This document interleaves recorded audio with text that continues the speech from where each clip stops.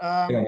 Mate, I just wondered, if there's been a lot of publicity, obviously, about the civil sort of strife that's going on in Sri Lanka. I know you haven't been there for very long, but I just wondered what you guys have seen and been told about it, and what sort of what if anything had been put in place around it.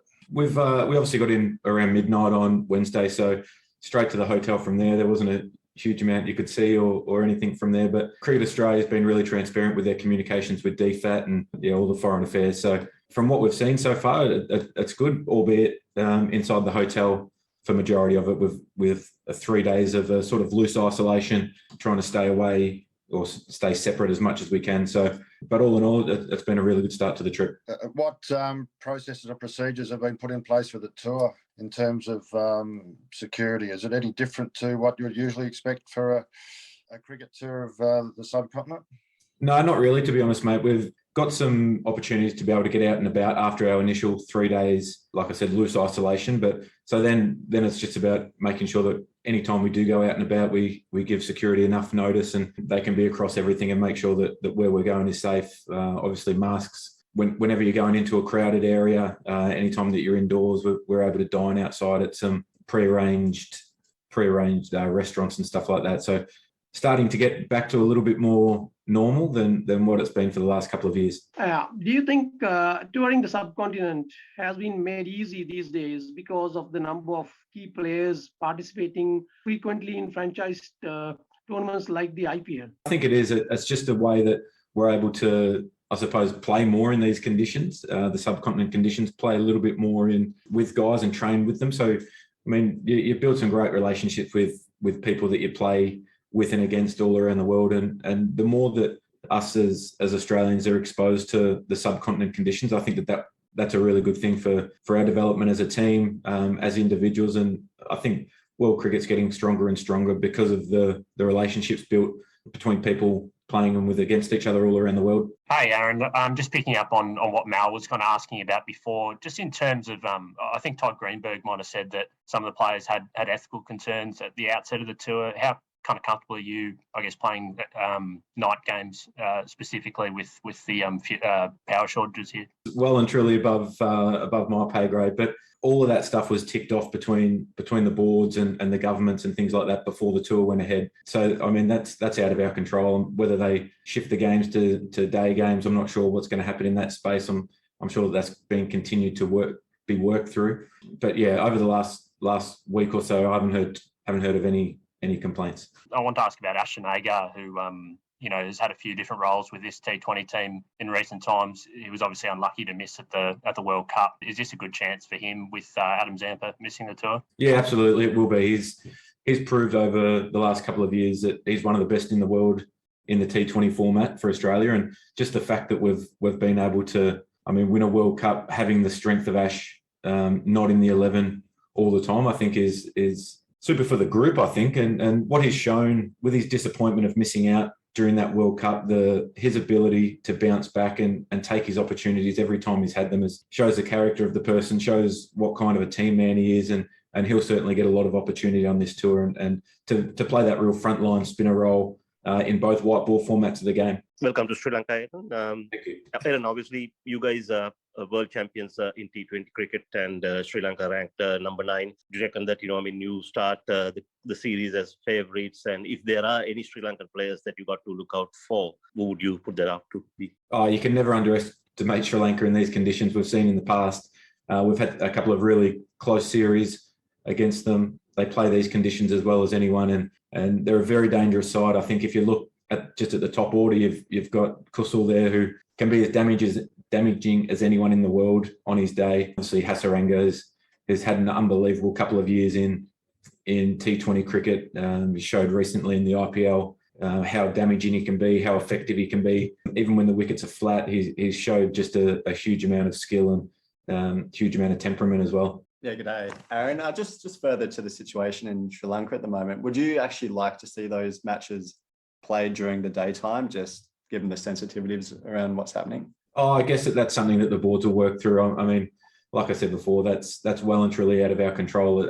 We're here to play cricket, and hopefully if we can bring some joy and some entertainment to Sri Lanka. I mean, this is the first time we've been here since 2016, which is a long gap between tours, and it's such a special place to tour. The hospitality that you get here, the friendliness of everyone, their love of the game is unbelievable. And has there been talk among the player group of anything else you guys can do, apart from just playing the cricket, but just to either raise money or help the situation in any small way? Yeah, the High Commission is all over that at the moment, and we're going to work with them. There's a couple of appearances, and I mean, over the last couple of years, yeah, we haven't been able to get out and I guess do appearances with local people wherever we've travelled, school kids and things like that.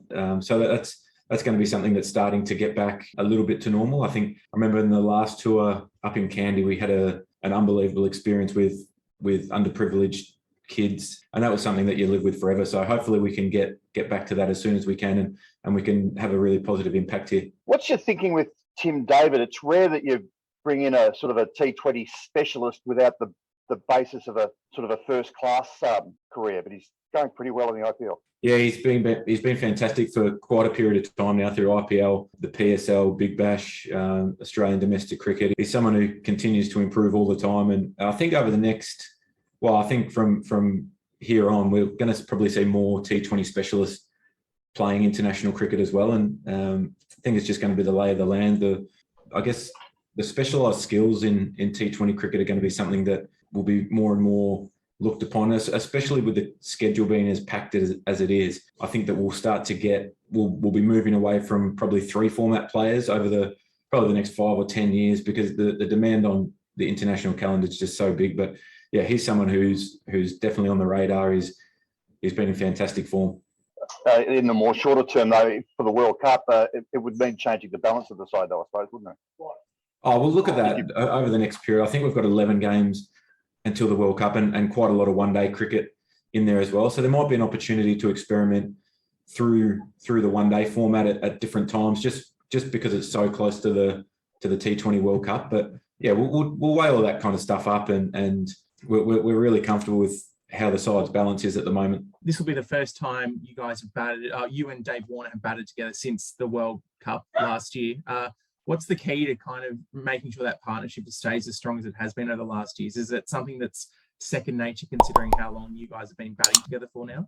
Yeah, I think it is, to be honest. We've had a long friendship and a long relationship at the top of the order. So I think that's something that doesn't take too much time to get back up and running. We've both been around a long time now. So he's been in fantastic form throughout the IPL. Well, he's never been out of form, really. I mean, he's probably as good as any player that Australia's had over all 3 formats of the game ever. So that partnership, obviously we want to get the side off to a really positive and good start. So it'll be nice to be back together.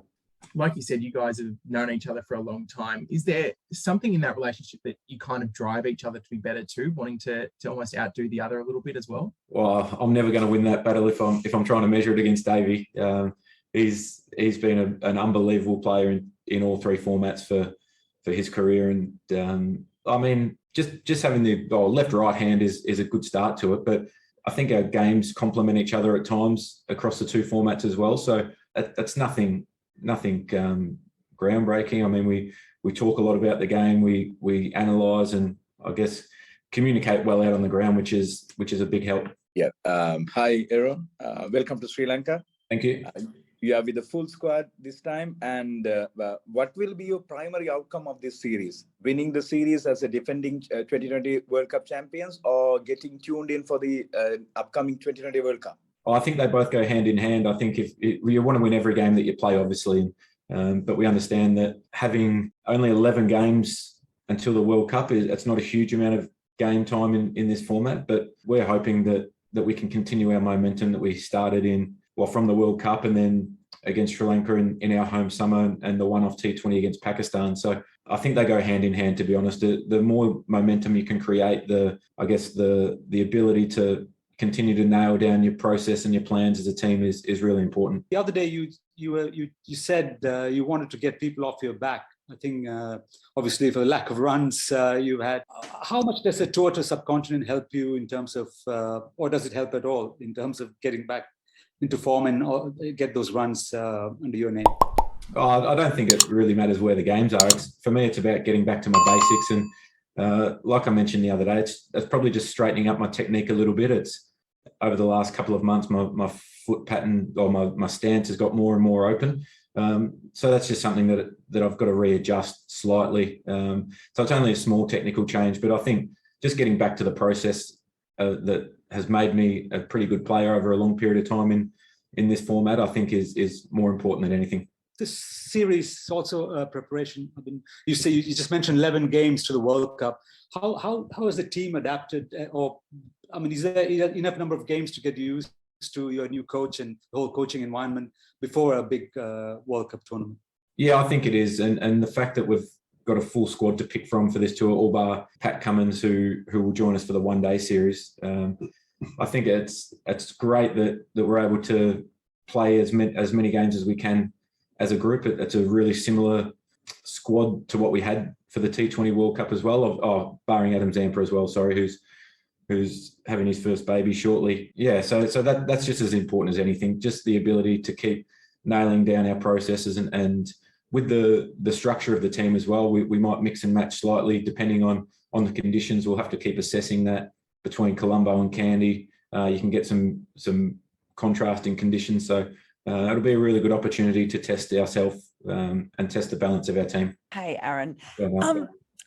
Just interesting that you mentioned building momentum before, because it's just casting my mind back to this time last year and those fairly unhappy tours that you had where leading into the World Cup that you won, you're probably pretty fair to say you didn't have much momentum at all. Yeah. So, just putting it nicely, but how do you see this year differently? Is there a different approach to this T20 World Cup than there is last year? I guess also bearing in mind that it's in Australia. How is it different now?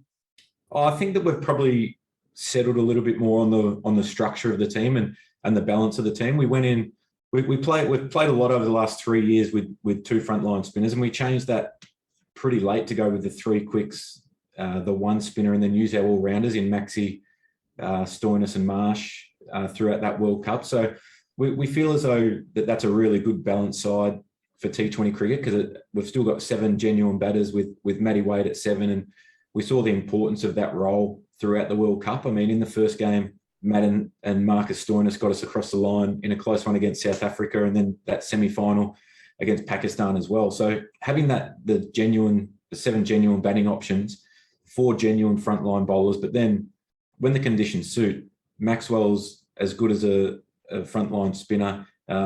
Mitch Marsh and Marcus Stoinis, their bowling is very underrated in T20 cricket as well. So I think it's not so much the results, it's about the process that we take and the balance that we build our side with.